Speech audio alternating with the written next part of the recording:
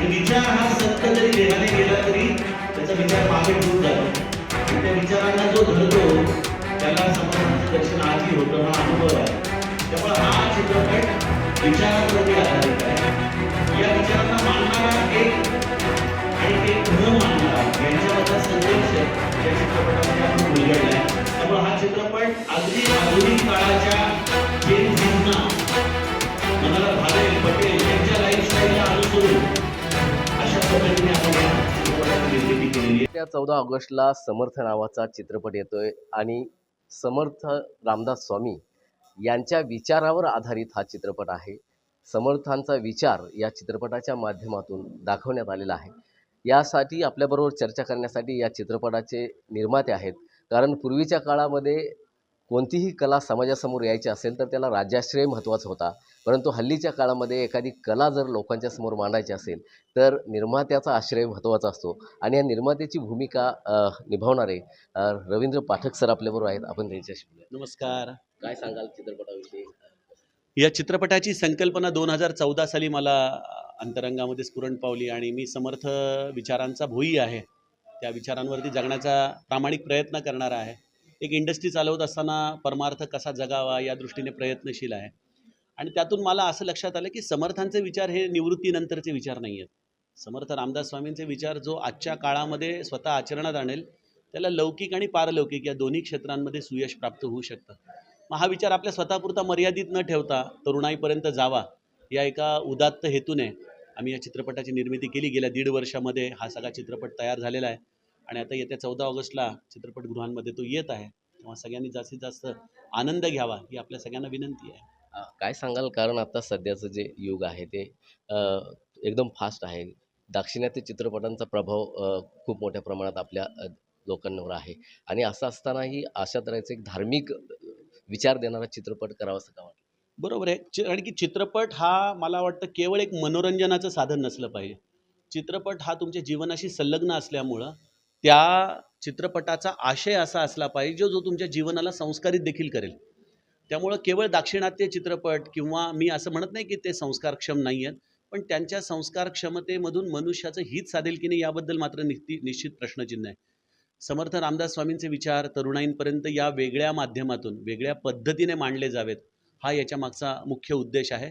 आणि आम्हाला निश्चित खात्री आहे की आम्ही ज्या पद्धतीने त्याच्यामध्ये मनोरंजन मूल्य भरलेलं आहे त्यामध्ये कुठेही आपण काही शिकवायचा प्रयत्न करत नाही आहे. जसं आई लहानपणी कडू गोळी देताना मधाचं बोट लावायची त्याप्रमाणे परमार्थाचा हा विचार जो कदाचित थोडासा निरस असेल पण तो मनोरंजनाच्या माध्यमातून आम्ही दिल्यामुळं तो निश्चित तरुणाईला भावणार आहे यात काही शंका नाही. नक्कीच आपल्याबरोबर आता एक चेहरा आहे समोर.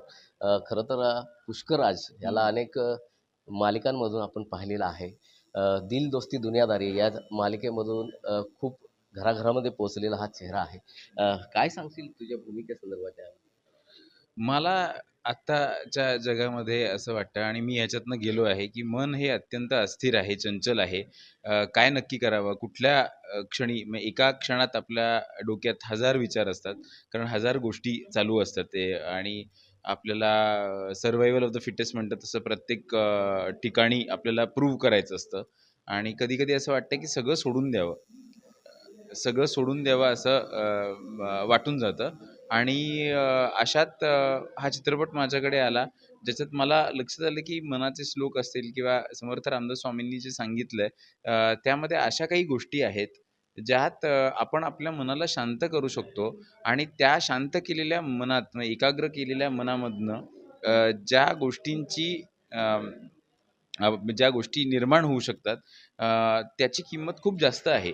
तर ते विचार पोचवावेत ह्या दृष्टीने हा चित्रपट केलेला आहे. हा कुठल्याही म्हणजे समर्थ रामदासांचा हा बायोपिक वगैरे नाही आहे किंवा अचानक आमच्या आयुष्यात समर्थ येतात अशा पद्धतीचा चित्रपट नाही आहे. तर विचार फक्त जे मांडलेले आहेत 17व्या शतकामध्ये ते 21व्या शतकामध्ये पण कसे रिलेव्हंट आहेत आणि कशा पद्धतीने आपण स्वतःला शांत करू शकतो ह्या विचारांचा माणूस ही भूमिका मी या चित्रपटात केलेली आहे. आतापर्यंतच्या तुझ्या भूमिका जर बघायला गेलं तर अशा सालस, निरागस किंवा बाळभोत अशा तुझ्या वाटेला आलेल्या होत्या. हो. परंतु आत्ताची जी भूमिका आहे ती वडिलांची भूमिका आहे. हो. आणि वडील म्हटल्यानंतर तेवढा धाक आणि हो. तेवढी मॅच्युरिटी कसं उतरलं? खरोखर असं आहे की आत्तापर्यंत आपण जगण्याचा अनुभव जो आपल्याला येतो त्याच्यातनं आपण बऱ्याचशा गोष्टी शिकत जातो. आपण ऑब्झर्व्ह करत असतो. अभिनेते म्हणून आम्ही बऱ्याच लोकांना ऑब्झर्व्ह करतो. आपण आपल्या घरी म्हणजे आपल्या वडिलांबरोबर डील केलेलं असतं. काही लोकांनी आजी-आजोबांबरोबर डील केलेलं असतं. काहीतरी कुठल्यातरी तर तेव्हा आपल्याला काही गोष्टी लक्षात येत नाहीत. तर त्यांना समजून घेण्याचा हा माझा प्रयत्न आहे. की वडील जेव्हा लहानपणी म्हणतात की "अरे असं वागू नको, तसं वाग." हे त्यांना त्या अनुभवातनं गेल्यानंतर ते शिकलेले आहेत. तर मग हे अनुभव आत्ता मला मिळवायचे असतील तर अशा पद्धतीची भूमिका करायला पाहिजे असं मला वाटलं आणि त्यामुळे मी ती साकारली. ही जी वडिलांची भूमिका आता करतोयस ती मागून घेतलेली आहेस तू मुद्दाम हो. म्हणून मला याच भूमिकेत हो. काम करायचं. ह्या चित्रपट मागच्या वर्षी जेव्हा माझ्याकडे आला तेव्हा मी अशा परिस्थितीत होतो की मला वाटत होतं की आता खूप अभिनय केलेला आहे आणि खूप गोष्टी केलेल्या आहेत आणि आता त्याच्यातनं काही शोधता येत नाहीये, काही सापडत नाहीये किंवा कमी पडतोय कुठेतरी आपण, असं मला सतत वाटत होतं. माझं मन अस्थिर होतं आणि मला जेव्हा हा चित्रपट आला तेव्हा मी साधारणपणे त्या काळामध्ये मी बाकीच्यांना अत्यंत नम्रपणे सांगत होतो, की मला आत्ता हे करणं शक्य नाही. बऱ्याच लोकांनी मला असं घेतलं, की "काही काय? तुला आमच्यावर काम करायचं नाहीये का?" तर मी म्हणत होतो, की "नाही, मला काहीतरी कार्यशाळा करण्याची गरज आहे. काहीतरी वेगळं काहीतरी करण्याची गरज आहे. नाहीतर आता आता मी सॅच्युरेशन पॉइंटला पोहोचलोय. आता माझ्याकडनं काही पुढे काही वेगळं घडेल असं आत्ता वाटत नाहीये." आणि हा चित्रपट पण वाचून मी त्यांना अगदी नम्रपणे सांगणार होतो, की "मी आत्ता करू शकत नाही." आणि त्यामधली भूमिका जे मी वाचली, तर तो चित्रपट वाचताना मी नेहमी भूमिकेपेक्षा चित्रपटाचा आशय काय आहे, की चित्रपट काय म्हणू पाहतो आहे किंवा त्यातल्या सगळ्या भूमिका काय म्हणू पाहतात किंवा काय करू पाहतात ह्याचा विचार करत असतो आणि मला सगळ्यात जास्त भावलेली भूमिका ही होती आणि माझा असा अ, म्हणजे तेव्हा मला असं वाटलं, की अ, आत्ता मी सत्य बोलणं गरजेचं आहे. म्हणजे घाबरून जाऊन ठीक आहे, ठीक आहे, मी तुम्ही करतो. पैशासाठी आता करतात काही कराव्या लागतात गोष्टी. म्हणजे आपल्याला काय असं मीही केलेलं आहे प्रोफेशनली जेव्हा तुम्ही अभिनय निवडता किंवा तुम्ही हे क्षेत्र निवडता, तेव्हा तुम्हाला अशा काही भूमिका कराव्या लागतात, जे फक्त पैशासाठी आपल्याला करायचे असतात.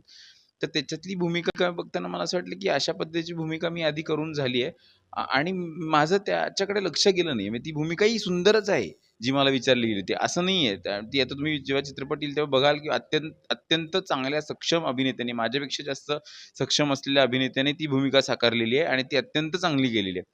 पण मला ही भूमिका खुणावत होती कारण ह्याचे विचार, ह्याच्या मनाची तळमळ, ह्याच्या मनात असलेल्या असलेली घालमेल ही मला जाणवत होती तेव्हा आणि हेच होतं, की सगळं सोडून द्यावं, सगळं काही नको आता आपल्याला.